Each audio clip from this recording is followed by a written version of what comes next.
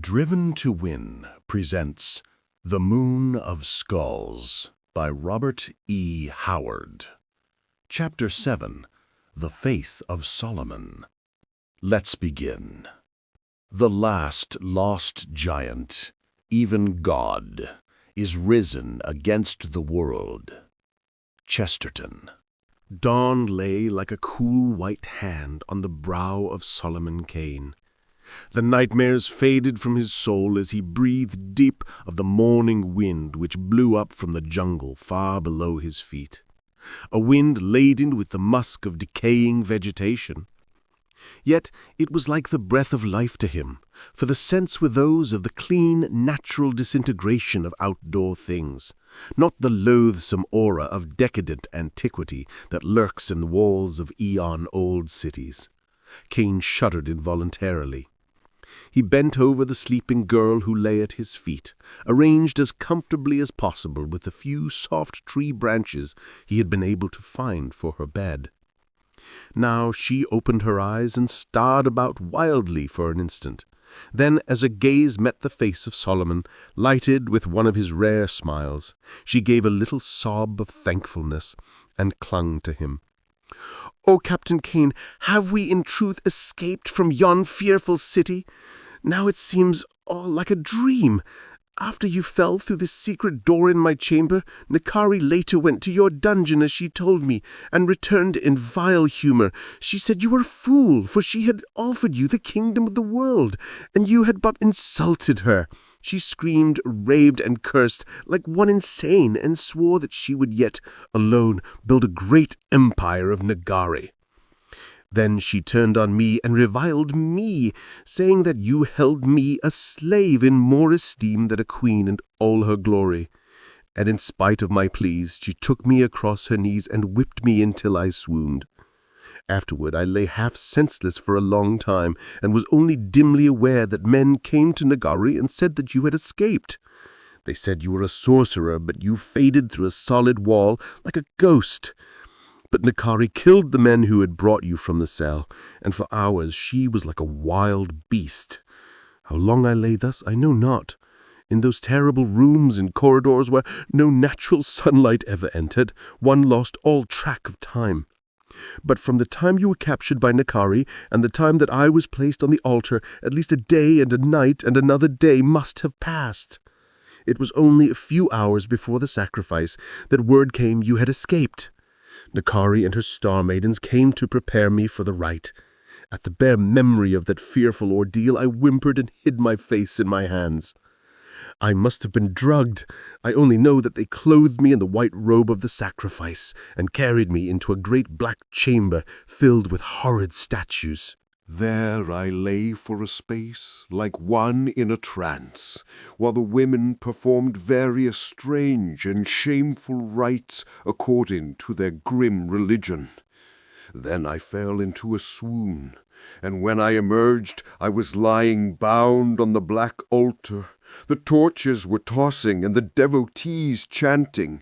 Behind the Tower of Death, the rising moon was beginning to glow. All this I knew faintly, as in a deep dream.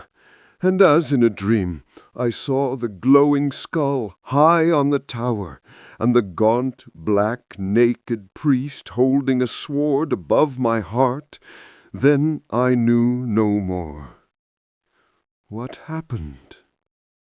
At about that moment, Kane answered, I emerged from a building wherein I had wandered by mistake, and blasted their hellish skull to atoms with a pistol ball.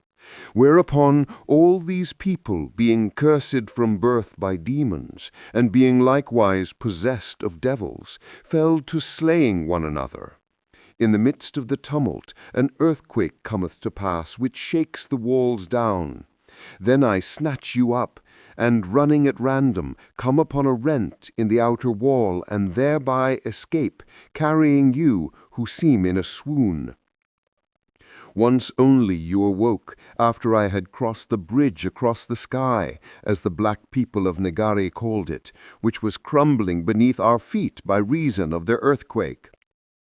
After I had come to these cliffs, but dared not descend them in the darkness, the moon being nigh to setting by that time, you awoke and screamed and clung to me, whereupon I soothed you as best I might, and after a time you fell into a natural sleep." "And now what?" asked the girl. "England." Kane's deep eyes lighted at the word. "I find it hard to remain in the land of my birth for more than a month at a time. Yet though I am cursed with the wanderlust, 'tis a name which ever rouses a glow in my bosom. And how of you, child?" "Oh, heaven!" she cried, clasping her small hands. "Home! Something to be dreamed of, never attained, I fear. Oh, Captain Kane, how shall we gain through all the vast leagues of jungle which lie between this place and the coast?" "Marilyn," said Kane gently, stroking her curly hair, "methinks you lack somewhat in faith, both in Providence and in me. Nay, alone I am a weak creature, having no strength or might in me, yet in times past hath God made me a great vessel of wrath and a sword of deliverance, and I trust shall do so again. Look you, little Marilyn, in the last few hours, as it were, we have seen the passing of an evil race and the fall of a foul black empire. Men died by thousands about us, and the earth rose beneath our feet, hurling down towers that broke the heavens. Yea, death fell about us in a red rain, yet we escaped unscathed." Therein is more than the hand of man, nay, a power, the mightiest power, that which guided me across the world straight to that demon city, which led me to your chamber, which aided me to escape again and led me to the one man in all the city who would give the information I must have, the strange evil priest of an elder race who lay dying in a subterranean cell, and which guided me to the outer wall as I ran blindly and at random. For should I have come under the cliffs which formed the rest of the wall, we had surely perished. That same power brought us safely out of the dying city and safe across the rocking bridge, which shattered and sundered down into the chasm just as my feet touched solid earth. Think you that having led me this far, and accomplished such wonders, the power will strike us down now? Nay, evil flourishes and rules in the cities of men in the waste places of the world, but anon the great giant that is God rises and smites for the righteous, and they lay faith in him. I say this cliff shall we descend in safety, and yon dank jungle traverse in safety. And it is assured that in old Devon your people shall clasp you again to their bosom as that you stand here." And now for the first time Marilyn smiled, with the quick eagerness of a normal young girl, and Kane sighed in relief. Already the ghosts were fading from her haunted eyes, and Kane looked to the day when her horrible experiences should be as a dimming dream. One glance he flung behind him, where beyond the scowling hills the lost city of Nagari lay shattered and silent amid the ruins of her own walls and the fallen crags which had kept her invincible so long, but which had at last betrayed her to her doom. A momentary pang smote him as he thought of the myriad of crushed, still forms lying amid those ruins. Then the blasting memory of their evil crimes surged over him, and his eyes hardened. "And it shall come to pass that he who fleeth from the noise of the fear shall fall into the pit, and he that cometh up out of the midst of the pit shall be taken in the snare. For the windows from on high are open, and the foundations of the earth do shake. For thou hast made of a city an heap, of a defended city a ruin, a palace of strangers to be no city. It shall never be built. Moreover, the multitude of thy strangers shall be like small dust, and the multitude of the terrible ones as chaff that passeth away suddenly. Yea, it shall be at an instant suddenly. Stay yourselves and wonder, cry ye out, and cry. They are drunken, but not with wine. They stagger, but not with strong drink. "Verily, Marilyn," said Kane with a sigh, "with mine own eyes have I seen the prophecies of Isaiah come to pass. They were drunken, but not with wine. Nay, blood was their drink, and in that red flood they dipped deep and terribly."